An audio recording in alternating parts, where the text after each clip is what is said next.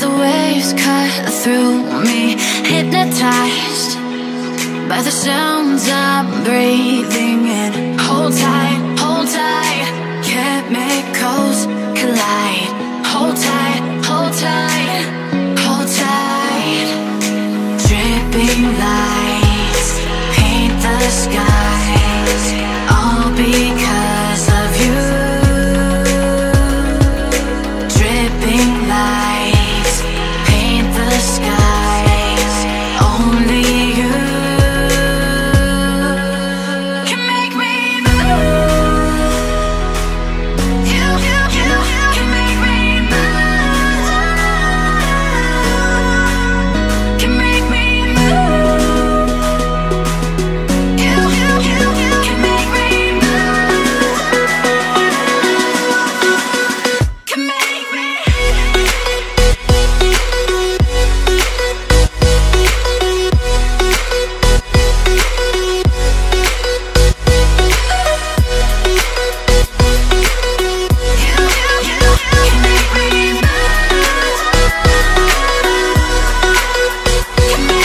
So alive, make it. Assalamualaikum warahmatullahi wabarakatuh.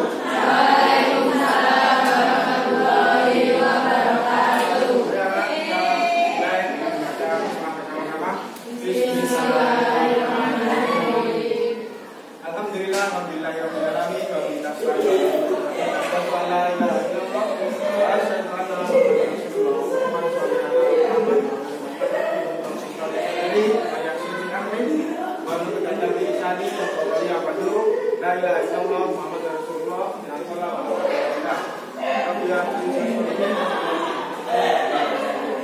Selamat siang semuanya. Pertama dan yang paling utama adalah kita selalu senantiasa menjaga tubuh kita dalam ini dan Allah Subhanahu wa Ta'ala yang telah memberikan kepada kita begitu banyak kenikmatan, nikmat iman, nikmat Islam, nikmat kesehatan, nikmat kesempatan dan masih banyak nikmat yang lainnya. Kemudian sholawat salam semoga selalu kita curahkan kepada junjungan kita Nabi kita Muhammad SAW. Baik anak-anak semuanya, bagaimana kabar kalian hari ini? Sehat semuanya? Sehat jasmani dan rohani, sehat walafiat, jangan lupa sehat adalah katanya sehat walafiat, sehat walafiat itu adalah ketika kesehatannya bukan untuk beribadah, tapi kalau sehat ya dia hanya bangun tidur dan itu gak apa-apa. Tapi kalau orang yang diberikan nikmat kesehatan dan nikmat sehatnya ingat apa sebagai dari tugasnya, apa yang menjadi kewajibannya itu yang dicari adanya. Jadi kalau ada orang bilang ketika kamu lelah tapi kamu merasa senang, berarti kamu berada di jalur perjuangan yang benar. Jadi motivasi. Kadang ada kok orang itu lelah, capek, kadang-kadang capek. Kalau itu ambil bujulah, kemudian cara berpikir kok capek ya. Tapi hatimu tuh senang kayak gitu. Hatimu senang karena ada di jalur perjuangan yang cepat. Kadang-kadang misalnya kan sore praktikum dan sebagainya, sore pada rumah, sampai sore ya kelas lain tidak cepat karena sampai sore ya itu tidak masalah. Karena kita happy, karena kita berlari dengan baik, dengan sukacita, yang betul ya. Adalah jalur perjuangan yang benar. Itu anak-anak sebagai motivasi menulis di pelajaran PPKN pada hari ini. Saya cek dulu semuanya sudah rapi kan, tanpa duduknya, kemudian seragam kemudian kanan kiri lingkungan sekitar kalian sudah semua. Pastikan teman-temannya tidak salah ya, pastikan benar kanan kiri adalah teman kamu yang mana setiap hari selalu bersamamu, betul. Jadi itulah nilai disiplin, nilai sosial juga karena PKN nilai sosial. Sosial itu adalah ketika ada saling. Jadi ketika tidak ada kita membutuhkan. Ketika misalnya yang biasanya ada tapi kok kemana itu jika kita cari tahu informasinya enggak ini dia ya anak ya semuanya ya. Sama-sama untuk mengikuti pelajaran PKN pada hari ini. Nah, baik anak-anak, untuk minggu lalu kita mempelajari tentang apa yang namanya norma agama, norma kesopanan, kesusilaan, mengenal hukum dan sebagainya. Untuk hari ini kita akan belajar mengenai ancaman negara. Jadi tentang negara yang besar ini pasti ada tantangan, hambatan, kemudian gangguan dan sebagainya. Maka dari itu kita harus pelajari apa yang menjadi tema pada hari ini. Termasuk tujuan pembelajaran dilakukan agar bisa mengetahui apa saja jenis ancaman yang ada di negara ini, kemudian apa saja yang menjadikan kekuatan, apa yang menjadikan kelemahan. Betul ya semuanya ya. Saya cek dulu gimana. Hai. Hai. Halo ya. Kalau halo, hai ya. Hai. Halo. Halo. Hai. Nah semuanya.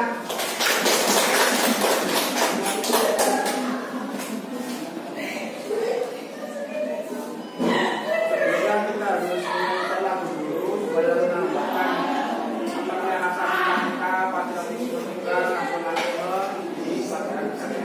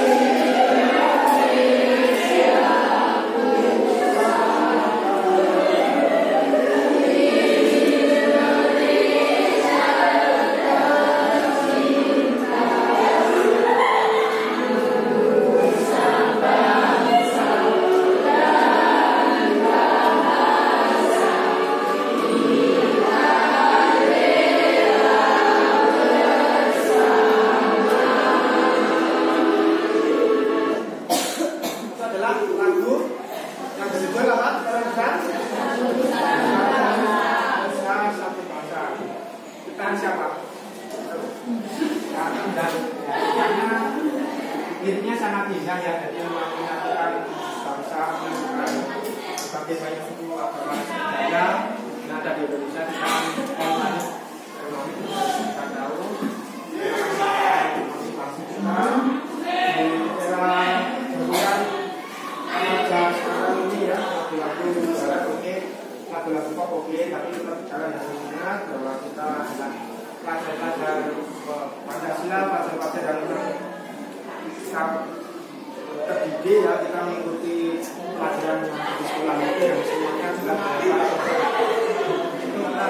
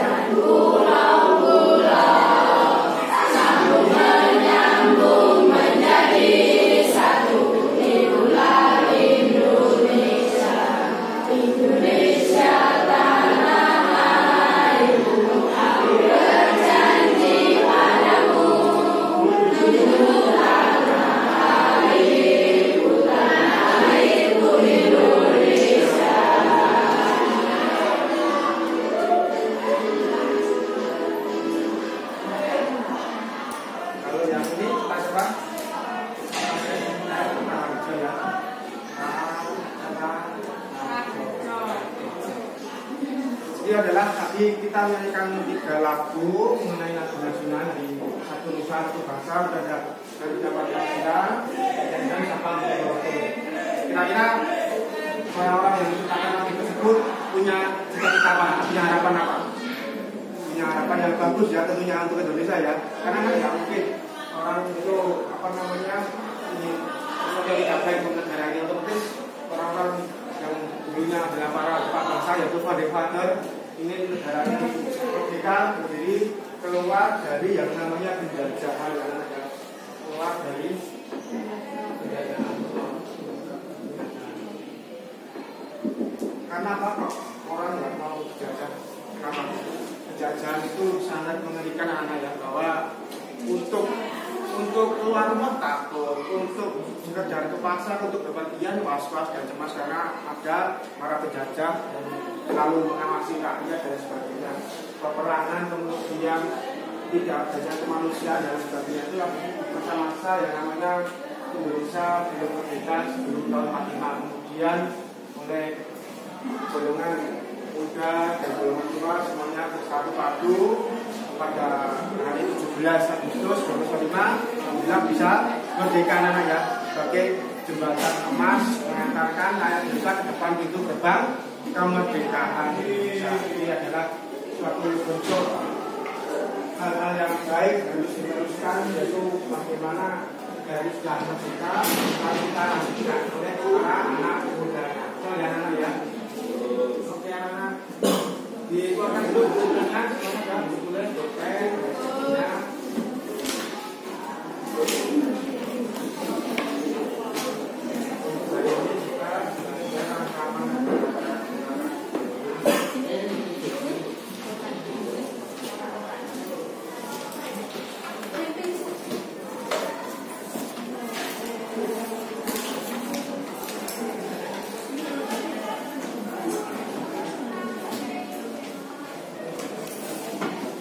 Assalamualaikum warahmatullahi wabarakatuh. Saya kembali di channel Belajar. Siapa yang kelihatan ya? Strategi mengatasi berbagai ancaman oleh ancaman terhadap NKRI. Apa yang NKRI? Negara Kesatuan Indonesia. Ya, di minggu ini kita akan membahas materi PPKN kelas 11 dan 5, mewaspadai ancaman terhadap kedudukan negara. Berbagai ancaman mulai globalisasi telah berpengaruh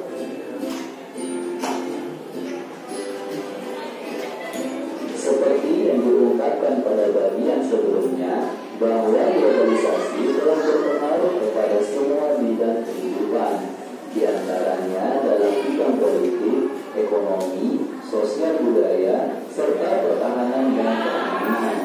Berkaitan dengan hal tersebut, Indonesia sebagai bangsa yang besar harus mempunyai sikap yang tegas terhadap segala pengaruh negatif yang datang dari luar sebagai wujud dari globalisasi.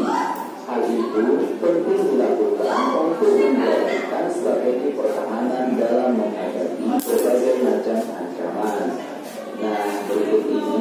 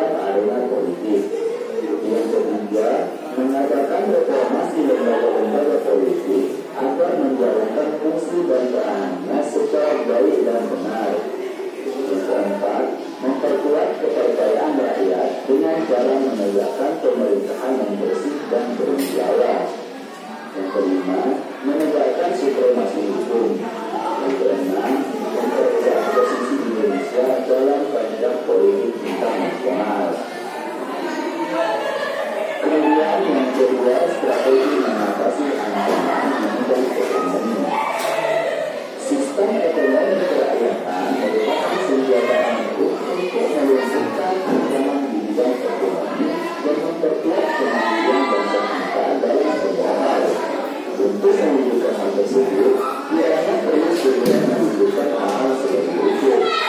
Yang pertama, sistem ekonomi berguna untuk memperkuat produksi domestik bagi pasar dalam negeri sehingga dapat memperkuat perekonomian rakyat. Yang kedua, pertanian dijadikan sebagai prioritas utama karena mayoritas penduduk Indonesia bermata pencaharian sebagai petani. Industri-industri haruslah menggunakan bahan baku dari dalam negeri sehingga tidak bergantung pada negeri luar negeri. Yang ketiga, perekonomian berorientasi pada kesejahteraan rakyat. Artinya, segala sesuatu yang menguasai hajat hidup orang banyak harus terjangkau oleh seluruh masyarakat. Yang keempat, tidak bergantung pada badan-badan multilateral seperti IMF, Bank Dunia, dan WTO. Yang kelima, mempererat kerjasama dengan sesama negara berkembang untuk bersama-sama menghadapi kepentingan-kepentingan negara-negara maju. Kemudian yang ketiga, strategi mengatasi ancaman di bidang sosial budaya. Kehidupan sosial budaya di negara-negara berkembang perlu memperhatikan gejala perubahan yang terjadi, terutama mengenai sebab-sebabnya. Banyak faktor yang mungkin menimbulkan perubahan sosial, di antaranya yang memegang peranan penting ialah faktor teknologi dan kebudayaan. Faktor-faktor itu berasal dari dalam maupun dari luar. Biasanya yang berasal dari luar lebih banyak yang menimbulkan perubahan. Dalam menghadapi pengaruh dari luar yang dapat membahayakan kelangsungan hidup sosial budaya, bangsa Indonesia berusaha memelihara keseimbangan dan keselarasan fundamental, yaitu keseimbangan antara manusia dengan alam semesta, manusia dengan masyarakat, manusia dengan Tuhan, keseimbangan kemajuan lahir dan kesejahteraan batin.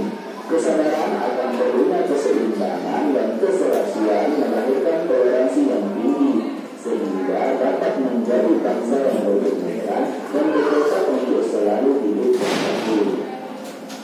Kemudian yang keempat, strategi mengatasi ancaman di bidang pertahanan dan keamanan. Ancaman militer akan sangat berbahaya apabila tidak diatasi. Oleh karena itu, harus diterapkan strategi yang tepat untuk mengatasinya. Undang-Undang Dasar Negara Republik Indonesia tahun 1945 telah mengatur strategi pertahanan dan keamanan bangsa Indonesia dalam mengatasi ancaman militer tersebut. Pasal 30 ayat 1-5 menegaskan bahwa usaha pertahanan dan keamanan negara Indonesia merupakan tanggung jawab seluruh warga negara Indonesia. Dengan kata lain, pertahanan dan keamanan negara tidak hanya menjadi tanggung jawab TNI dan Polri saja, tetapi masyarakat sipil juga bertanggung jawab terhadap pertahanan dan keamanan negara. Undang-Undang Dasar Negara Republik Indonesia tahun 1945 juga memberikan gambaran bahwa strategi pertahanan dan keamanan negara untuk mengatasi berbagai macam ancaman militer dilaksanakan dengan menggunakan sistem pertahanan dan keamanan bagian semesta atau SISAN Kamrata. Sistem pertahanan dan keamanan yang bersifat semesta merupakan pilihan yang paling tepat bagi pertahanan Indonesia yang diselenggarakan dengan keyakinan pada kekuatan sendiri serta berdasarkan atas hak dan kewajiban warga negara dalam usaha pertahanan negara. Sistem pertahanan dan keamanan negara yang bersifat semesta bercirikan sebagai berikut.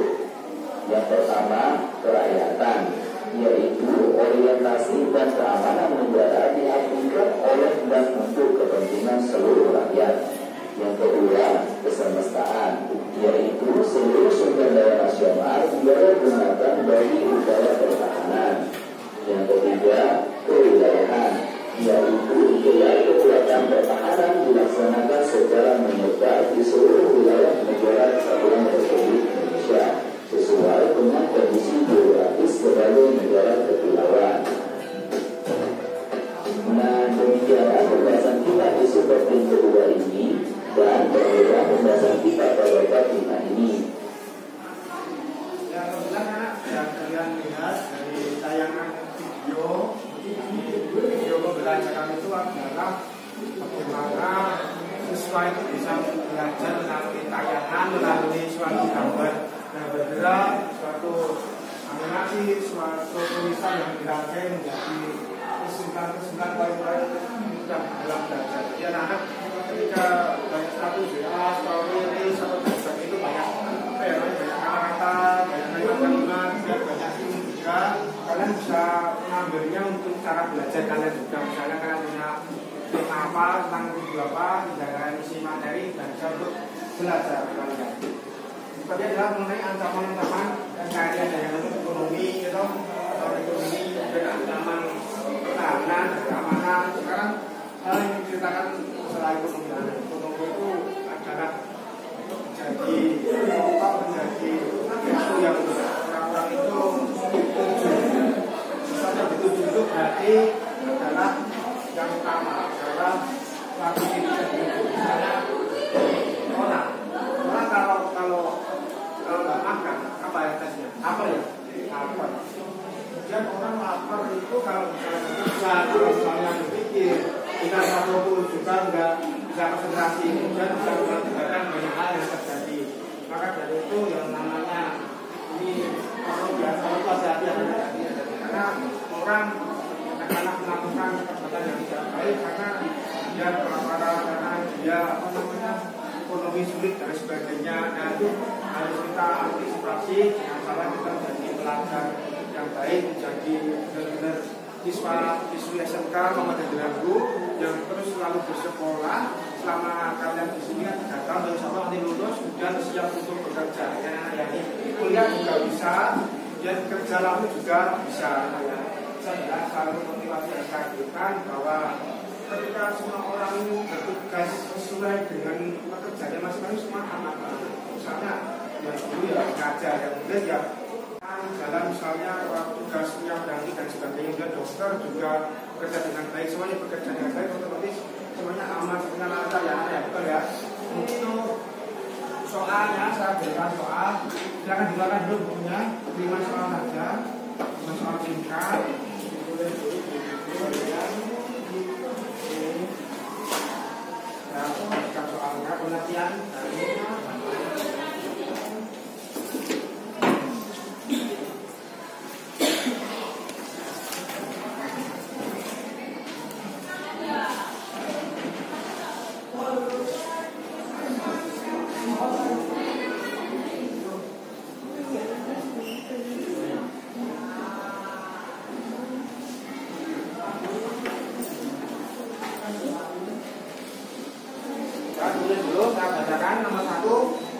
ancaman adalah, nomor 2 ideologi, 3 individualisme, 4 kekuasaan, dan yang 5 nilai.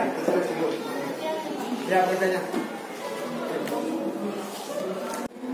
Ya baik anak-anak, setelah kalian mempelajari materi, kemudian sudah kalian kasih waktu untuk kalian mengerjakan. Ini ada soal yang pertama, silakan. Dari yang pertama, satu, yang pertama silakan. Ya sudah satu dulu ya. Buat anak-anak ya. Jadi YouTube. Ya, oke, ancaman adalah Baca Pak. oke, baca langsung.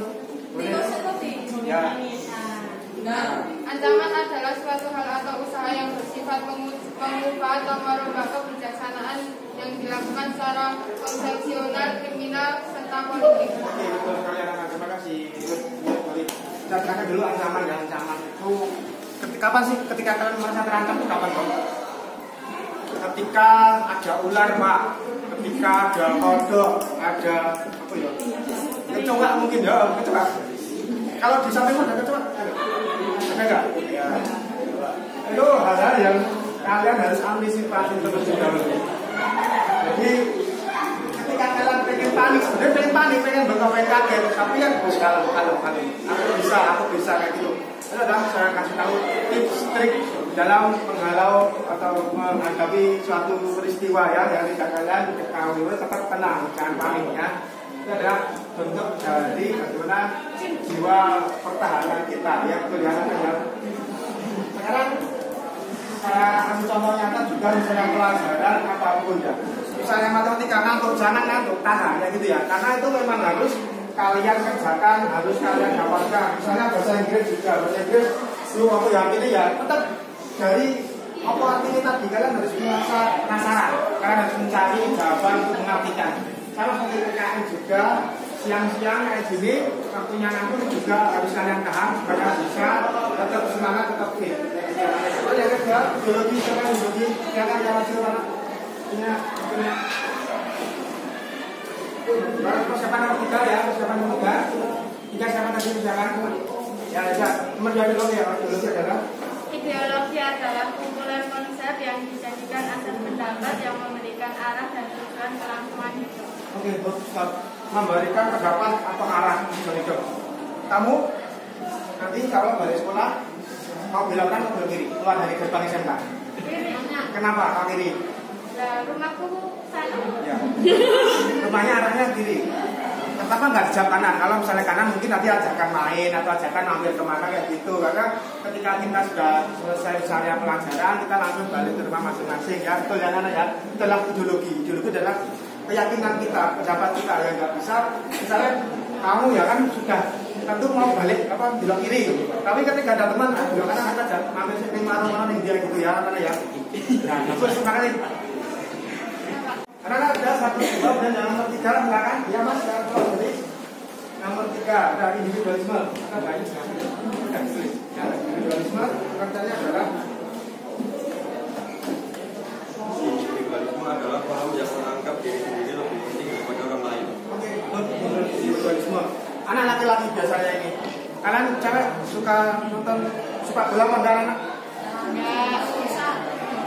Suka ya, karena kalau laki juga ya. Ketika kalian main sepak bola, kalau misalnya ada teman menggiring bola dari belakang sampai depan gitu, kalian gimana rasanya? Juga angel ya, juga padahal punya teman, padahal punya satu tim. Tim itu artinya adalah super tim itu bahwa kita bisa sama, ya tidak bisa sendirian. Jadi ketika bola dari belakang, nggak usah capek-capek lari sampai depan, kita bisa oper itu ya, kita bisa oper, kita bisa yang namanya mengarahkan pada teman yang lain untuk lebih mendapatkan kesempatan yang bagus. Jadi tugas kita adalah bersama-sama, jadi tidak individualisme. Sip, bagus. Lanjutkan nomor 4. Apa soalnya kekuasaan? Apa tadi? Ya boleh. Lanjutkan. Boleh. Kekuasaan ya, nggak boleh.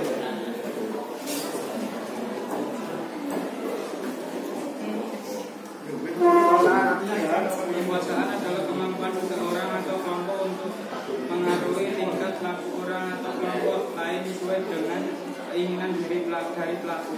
Oke, kamu punya adik Mas? Punya adik? Punya.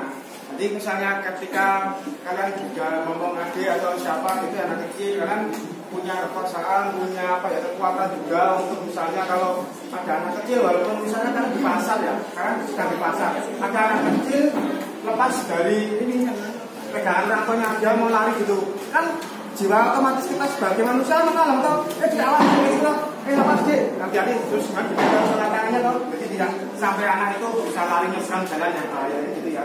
Jadi yang namanya kekuasaan itu harus kita gunakan dengan baik supaya semuanya tertib, semuanya lancar, betul ya. Oke, nomor 5 Bandingan.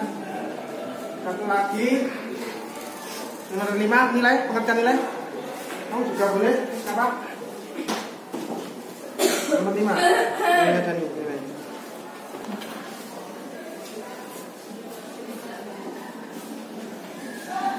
Nilai adalah harga sesuatu yang dianggap berharga oleh manusia. Oke, nilai harga. Sekarang kalian nilai 60 sama 90 itu pilih yang mana? 90. Kenapa? Kan tingkatnya Saya 60. Hampir sama deh bentuknya. Hampir sama loh bentuknya. Kenapa kalau nggak balik gitu angkanya? Karena tetap itu adalah suatu nilai yang mana setiap nilai ada artinya ya nanti ya. Ada artinya mungkin B ya. Kalau 60 mungkin B ya. Kalau 90 sudah masuk A ya. Jadi kumpulkan A, kumpulkan nilai baik dan keseharian juga yang baik. Itu nanti adalah nilai-nilai yang tidak lepas dari kehidupan. Jadi nilai kebaikan, nilai-nilai kalian bisa amal dan belajar ya itu ya, semuanya semangat dan siap. Oke, terima kasih dari Pak. Tepuk tangan untuk semua anak.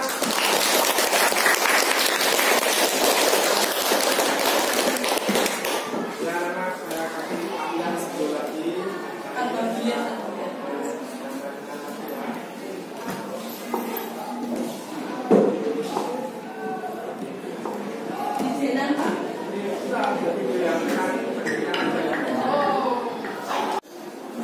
Ya baik anak, kita tadi mempelajari tentang ancaman terhadap negara ini. Kita biarkan lagi video dari negara Nederland ini untuk tambahan kawasan kita supaya lebih mengenal dunia di luar sana. Nederland mana negara Nederland? Mana? Belanda ya. Belanda itu terkenal apa kan?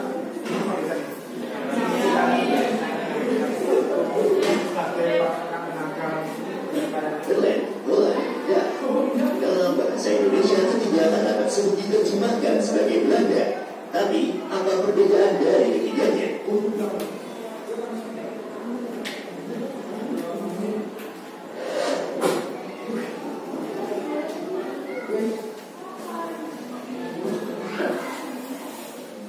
Belanda adalah sebuah negara di benua Eropa. Lebih tepatnya, negara ini terletak di kawasan Eropa Barat. Belanda merupakan salah satu negara konstituen yang membentuknya dari Belanda atau Kerajaan Belanda. Negara konstituen lain yang menjadi bagian dari Kerajaan Belanda adalah Aruba, Curaçao, dan Sint Maarten, di mana wilayah ketiganya terletak di kawasan Karibia. Belanda sendiri merupakan negara konstituen utama dan terbesar dalam Kerajaan Belanda. Hanya meliputi sekitar 98% dari seluruh luas kerajaan tersebut. Total luas wilayah Belanda adalah sekitar 41.850 km persegi. Jika kita coba bandingkan dengan luas wilayah daerah yang ada di Indonesia, luasnya ini masih sedikit lebih kecil dari luas provinsi Sumatera Barat dengan luas sekitar 42.012 km persegi. Terletak di benua Eropa bagian barat, Belanda berbagi perbatasan dengan negara Jerman di bagian timur dan dengan negara Belgia di bagian selatan. Sementara untuk bagian utara dan barat, negara ini berbatasan dengan Laut Utara. Secara geografis, negara Belanda merupakan negara berpermukaan rendah dengan sekitar 30% permukaan daratannya lebih rendah dari permukaan laut dan sekitar 50%-nya berada pada ketinggian kurang dari 1 meter di atas permukaan laut. Hal ini juga yang kemudian menyebabkan wilayah ini disebut dengan Nederland, yang secara harfiah berarti daratan rendah. Secara administratif, Belanda dibagi menjadi 12 provinsi, yaitu Provinsi Drenthe, Flevoland, Friesland, Gelderland, Groningen, Limburg, Brabant Utara, Holland Utara, Overijssel, Holland Selatan, Utrecht, dan Zeeland.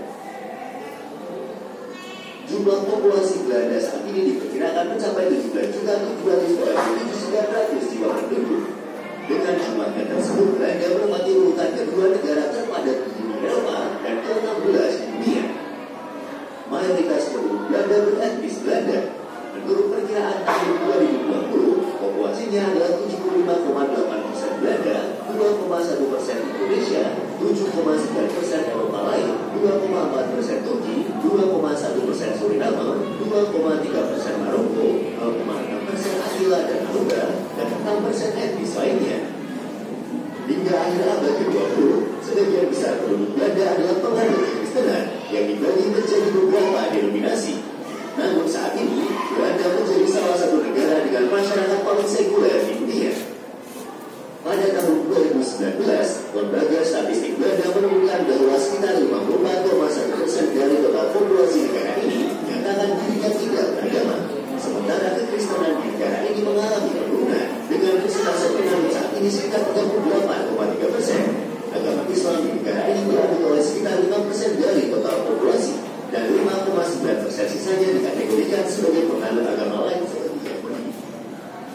Kita lihat adalah negara dengan warna bendera warna Belanda, merah, putih, dan jadi apa namanya? Merah. Masih ingat di Surabaya itu pertempurannya di hotel yang apa loh? Para pemuda yang merobek yang mana-mana, yang mana semuanya jadi apa? Merah, putih, merah putih. Adakah merah putih di hatimu? Ada ya, anak-anak ya. Ini memang kita sebagai generasi yang seperti ini yang namanya Pancasila, Garuda harus menggunakan di hati kita. Apalagi sholat kita harus selalu kita tegakkan, anak-anak itu ya. Semuanya sepakat, semuanya setuju. Saya menjadi hal yang baik yang saya berikan kepada kalian semuanya. Anak-anak semuanya, hari ini alhamdulillah kita belajar PKN mengenai ancaman terhadap negara ini. pagi kita sudah saling bareng juga, ada persoalan juga, ada bersama. Ada pertanyaan dari anak-anak semuanya? Ada pertanyaan? Karena kalau sekiranya tidak pertanyaan untuk minggu depan itu kita belajar mengenai Pancasila, nanti dipersiapkan materinya untuk minggu depan anak-anaknya seperti itu. Ketika kita mulai dengan bersurat, kita bukan dengan baca semuanya, semuanya. Saya cek dulu semuanya. Halo. Hai. Halo. Oke, bukan semuanya. Terima kasih untuk hari ini. Kita tutup dengan baca doa. Bismillahirrahmanirrahim. Subhanallahumma wa bihamdika asyhadu an la ilaha illa anta astaghfiruka wa atubu ilaik. Assalamualaikum warahmatullahi wabarakatuh. Waalaikumsalam warahmatullahi wabarakatuh.